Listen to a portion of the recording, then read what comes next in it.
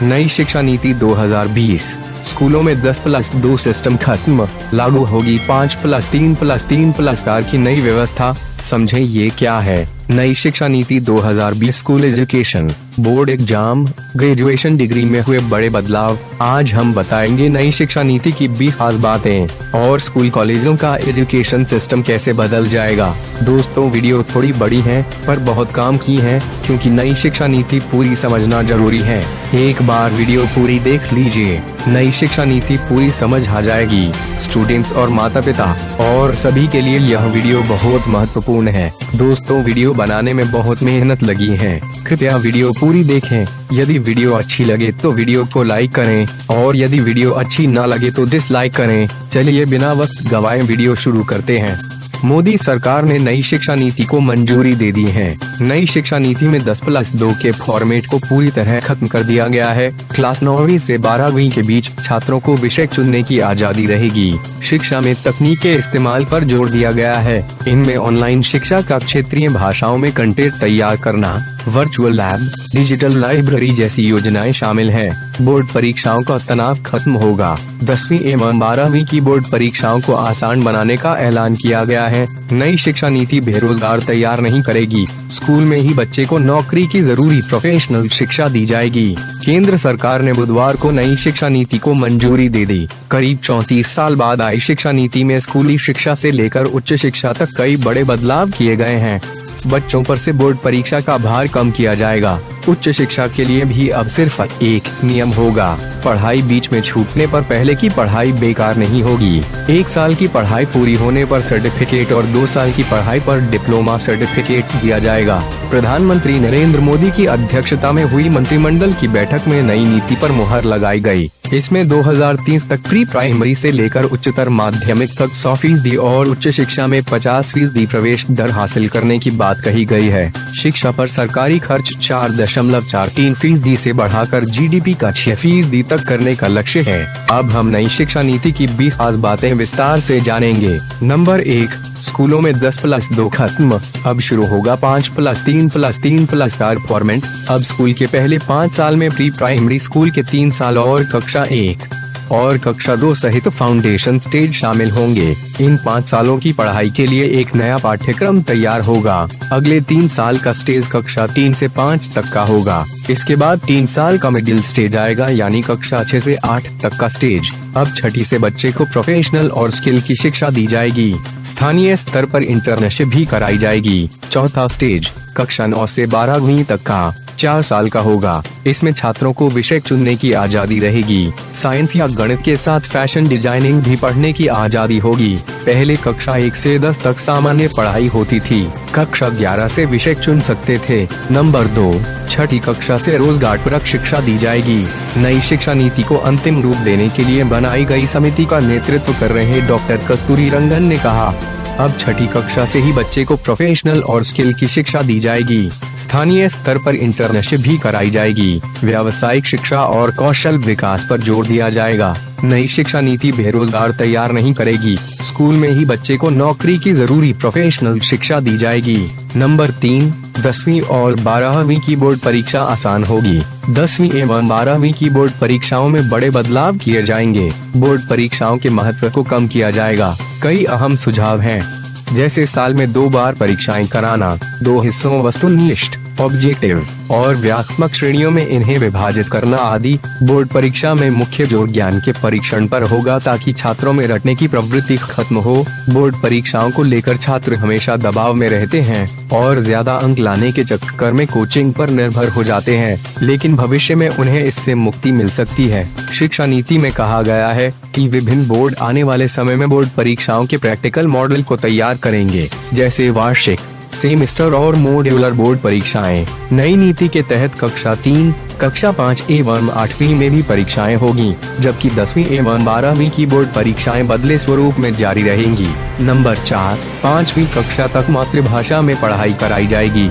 नई शिक्षा नीति में 5वीं तक और जहां तक संभव हो सके 8वीं तक मातृभाषा में ही शिक्षा उपलब्ध कराई जाएगी। नंबर 5, स्कूलों में बच्चों की परफॉर्मेंस का आकलन ऐसे होगा। बच्चों की रिपोर्ट कार्ड में बदलाव होगा। उनका 3 स्तर पर आकलन किया जाएगा। एक स्वयं छात्र करेगा, दूसरा सहपाठी और तीसरा उसका शिक्षक। नेशनल असेसमेंट सेंटर पर बनाया जाएगा जो बच्चों के सीखने की क्षमता का समय समय पर परीक्षण करेगा। सफीजदी नामांकन के जरिए पढ़ाई छोड़ चुके करीब 2 करोड़ बच्चों को फिर दाखिला दिलाया जाएगा। नंबर 6, ग्रेजुएशन में 3 से 4 साल की डिग्री, मल्टीपल एंट्री और एग्जिट सिस्टम। उच्च शिक्षा सचिव अमित खरे ने बताया कि नई नीति में मल्टीपल एंट्री और एग्जिट बहुस्तरीय प्रवेश एवं निकासी व्यवस्था लागू किया गया है। आज की व्यवस्था में अगर 4 साल इंजीनियरिंग पढ़ने या 6 सेमेस्टर पढ़ने के बाद किसी कारणवश आगे नहीं पढ़ पाते हैं तो कोई उपाय नहीं होता, लेकिन मल्टीपल एंट्री और एग्जिट सिस्टम में 1 साल के बाद सर्टिफिकेट, 2 साल के बाद डिप्लोमा और 3 से 4 साल के बाद डिग्री मिल जाएगी। यह छात्रों के हित में एक बड़ा फैसला है। 3 साल की डिग्री उन छात्रों के लिए है जिन्हें हाई एजुकेशन नहीं लेना है, वहीं हाई एजुकेशन करने वाले छात्रों को 4 साल की डिग्री करनी होगी। 4 साल की डिग्री करने वाले स्टूडेंट्स 1 साल में MA कर सकेंगे। नई शिक्षा नीति के मुताबिक यदि कोई छात्र इंजीनियरिंग कोर्स को 2 वर्ष में ही छोड़ देता है तो उसे डिप्लोमा प्रदान किया जाएगा। इससे इंजीनियरिंग छात्रों को बड़ी राहत मिलेगी। 5 साल का संयुक्त ग्रेजुएट मास्टर कोर्स लाया जाएगा। एमफिल को खत्म किया जाएगा और पोस्ट ग्रेजुएट कोर्स में 1 साल के बाद पढ़ाई छोड़ने का विकल्प होगा। नेशनल मेंटरिंग प्लान के जरिए शिक्षकों का उन्नयन किया जाएगा। नंबर 7, नई नीति में एमफिल खत्म कर दिया गया है। देश की नई शिक्षा नीति लागू होने के बाद अब छात्रों को एमफिल नहीं करना होगा। एमफिल का कोर्स नई शिक्षा नीति में निरस्त कर दिया गया है। नई शिक्षा नीति लागू होने के बाद अब छात्र ग्रेजुएशन, पोस्ट ग्रेजुएशन और उसके बाद सीधे PhD करेंगे। 4 साल का ग्रेजुएशन डिग्री प्रोग्राम फर्मा और उसके बाद बिना एमफिल के सीधा PhD कर सकते हैं। नई शिक्षा नीति के तहत एमफिल कोर्सेज को खत्म किया गया है। इसे बड़ा बदलाव माना जा रहा है। नंबर 8, खत्म होंगे UGC, MCTE और एक्ट, बनेगी एक रेगुलेटरी बॉडी। UGC AICTE का युग खत्म हो गया है। उच्च शिक्षा सचिव अमित खरे ने बताया कि उच्च शिक्षा में UGC, AICTE, NCT की जगह एक नियामक होगा। कॉलेजों को स्वायत्ता, ग्रेडेड ऑटोनॉमी देकर 15 साल में विश्वविद्यालयों से संबद्धता की प्रक्रिया को पूरी तरह से खत्म कर दिया जाएगा। नंबर 9, कॉलेजों को कॉमन एग्जाम का ऑफर दिया जाएगा। नई शिक्षा नीति के तहत उच्च शिक्षण संस्थानों में प्रवेश के लिए कॉमन एंट्रेंस एग्जाम का ऑफर दिया जाएगा। यह संस्थान के लिए अनिवार्य नहीं होगा। राष्ट्रीय परीक्षा एजेंसी यह परीक्षा कराएगी। नंबर 10, स्कूल में प्री प्राइमरी लेवल पर स्पेशल सिलेबस तैयार होगा। स्कूल शिक्षा सचिव अनीता करवाल ने बताया कि स्कूल शिक्षा और उच्च शिक्षा में 10 बड़े सुधारों पर मुहर लगाई गई है। नई नीति में तकनीक के इस्तेमाल पर विशेष ध्यान दिया गया है। प्री प्राइमरी शिक्षा के लिए एक विशेष पाठ्यक्रम तैयार किया जाएगा। इसके तहत 3 से 6 वर्ष तक की आयु के बच्चे आएंगे। 2025 तक कक्षा 3 तक के छात्रों को मूलभूत साक्षरता तथा अंक ज्ञान सुनिश्चित किया जाएगा। मिडिल कक्षाओं की पढ़ाई पूरी तरह बदल जाएगी। कक्षा 6 से 8 के बीच विषयों की पढ़ाई होगी। नंबर 11, स्कूल कॉलेजों की फीस पर नियंत्रण के लिए तंत्र बनेगा। खरे ने बताया कि उच्च शिक्षण संस्थानों को ऑनलाइन स्वत घोषणा के आधार पर मंजूरी मिलेगी। मौजूदा इंस्पेक्टर राज खत्म होगा।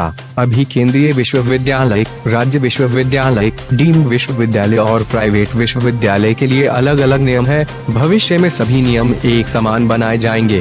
फीस पर नियंत्रण का भी एक तंत्र तैयार किया जाएगा। नंबर 12, नेशनल रिसर्च फाउंडेशन की तैयारी। सभी तरह के वैज्ञानिक एवं सामाजिक अनुसंधानों को नेशनल रिसर्च फाउंडेशन बनाकर नियंत्रित किया जाएगा।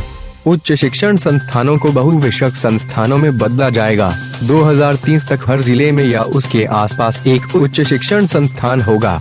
शिक्षा में तकनीक के इस्तेमाल पर जोर दिया गया है। इनमें ऑनलाइन शिक्षा का क्षेत्रीय भाषाओं में कंटेंट तैयार करना, वर्चुअल लैब, डिजिटल लाइब्रेरी, स्कूलों, शिक्षकों और छात्रों को डिजिटल संसाधनों से लैस कराने जैसी योजनाएं शामिल हैं। नंबर 13, स्कूली शिक्षा। उच्च शिक्षा के साथ कृषि शिक्षा, कानूनी शिक्षा, चिकित्सा शिक्षा और तकनीकी शिक्षा जैसी व्यावसायिक शिक्षा भी नई शिक्षा नीति के दायरे में होगा।